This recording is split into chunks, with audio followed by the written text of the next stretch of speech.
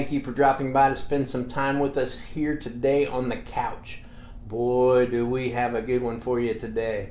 Not only is Revelation John Rich's latest country music hit, but in his words, it's a song unlike anything he's ever written. That's also precisely why it's our first time teaching a country music song. Stick around till the end and we'll talk a lot more about all of that. For now, let's jump right into this short lesson and learn that driving intro riff. Revelation is a super simple song for us to play. The majority of the song, we are only going to need 3 chords. It's kind of an E minor, but normally an E minor is played like this. So it's more of an E power chord. We're only playing strings 6, 5, and 4, and we're barring the 2nd fret on strings 5 and 4. So 6 is open, 5 and 4 at 2. Next chord is a G. So middle finger is on the 3rd fret of the 6th string, index finger is on the 2nd fret of the 5th string, and my ring finger is on the 3rd fret of the B string or the 2nd string. So I'm playing my G. The A, especially for this song, we're going to bar, so it's not normally you play your A like this, right? But the way we're going to play it is we're going to bar the 2nd fret again of strings 4, 3, and 2. We're only playing strings 5, 4, and 3 pretty much. Later on in the song, we're also going to add a C major chord and a D chord. That's just in the bridge, but for the majority of the song, it's just that E power chord, the G, and the A. Our intro has a little hammer-on riff on the low E string. We're going to play it open, and then we're going to hammer on to the 3rd fret. And then we play strings 5 and 4 that are fretted at the 2nd fret there, and then we go right into that E chord.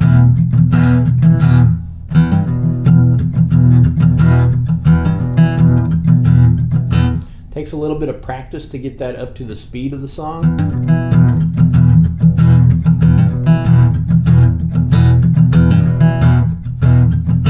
Especially when you change chords.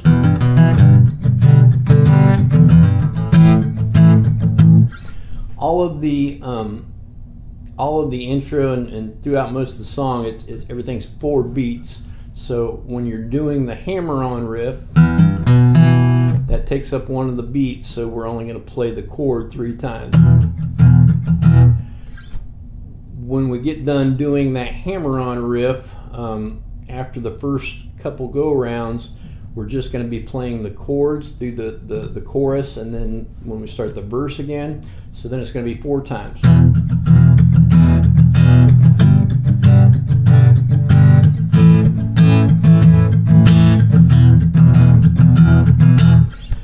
You'll notice the intro, the first time we're going to play 2 measures of the E power chord, 1 measure of the G, 1 measure of the A. Then we're going to play 4 measures of the E power chord. That's when he starts singing. You play it twice, 2 measures, then he sings through 2 measures, then we go to the G and the A.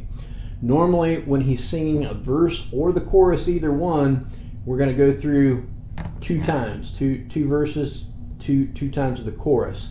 And then when we hit that A, instead of continuing the 4 beats, we're just going to play it and stop like this.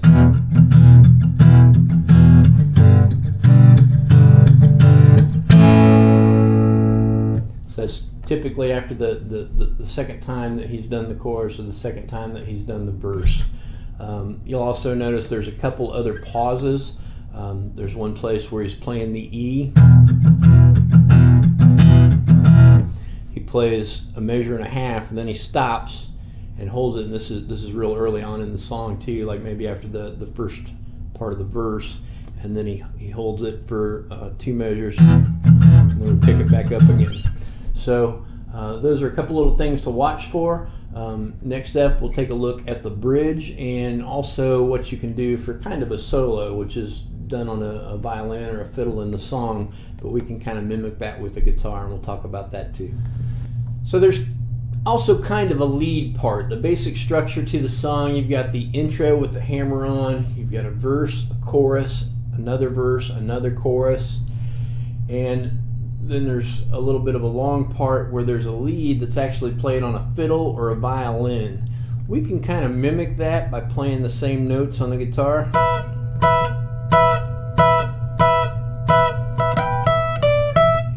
So everything that I'm going to do is right here at the 12th fret. I'm only playing the E string and the B string, and the only frets that I'm playing are the 12th or the 15th on both the E and the B. So to start with, that's both the E and the B at the 12th. Then there's a little lick that's kind of, it's a little faster than that. Again, that's played on the fiddle, so that's not exact. Then a few more of those, then we have, that's just a pull off. I'm playing, I've got the 12th fret barred on both the E and the B, but I'm pulling off on the E from 15 to 12, and then I'm doing the same thing on the B. And then there's these long stretches. So instead of 4 beats per measure, it's just 2.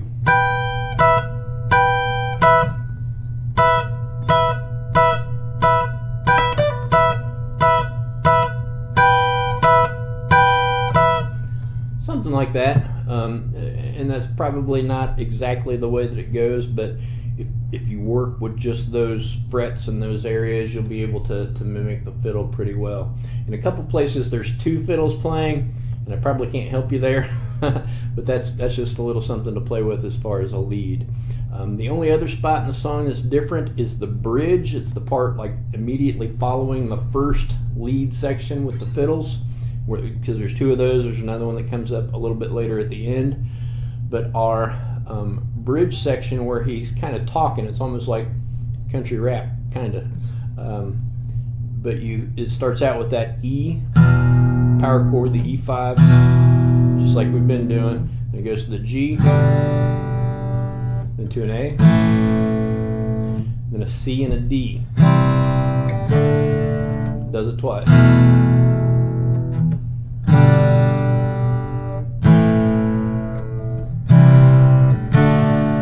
Then back into our normal pattern. After that bridge, there's 2 more choruses, and then a final spot where there's really not guitar in it. You can hear like there's just a little bit of super light, not even strums really at the very end. It's almost like another verse out of the bridge that ends the song, sort of. And that takes us right to the end.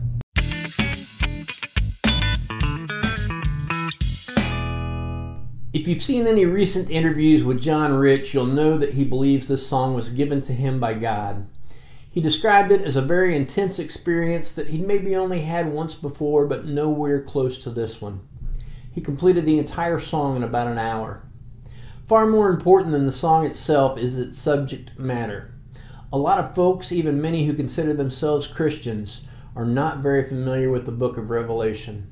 It's a book that tells us what was, what is, and in very great detail what's to come. It's a book that tells us about the coming tribulation and the return of Jesus Christ, King of Kings and Lord of Lords. You've likely noticed that things seem out of sorts with our nation and the entire world. We live in a time of unprecedented deception, and it's getting more difficult to discern truth from lie. We live in a day when good is called evil and evil is called good, a time when many are offended and betray and hate one another. We live in troubled times for sure, but God's Word tells us that what's coming is a time of tribulation worse than any since the beginning of the world and worse than any that will ever be. There is, however, hope. There is good news. The good news is that God so loved the world that he gave his only begotten Son, that whomsoever believes in him shall not perish but shall have everlasting life. The good news is that if you confess the Lord Jesus with your mouth and you believe in your heart that God raised him from the dead, you will be saved. If you don't know Jesus, and I don't just mean know about him, I mean know him, I would encourage you to seek him with all of your heart. Call on his name, ask him to save you, and he will not turn you down, regardless of what you've done in the past. Thank you so much for watching today. If you found any value or benefit here, I'll ask that you give me a thumbs up below and subscribe to my channel. I look forward to seeing you again very soon, right back here on the couch.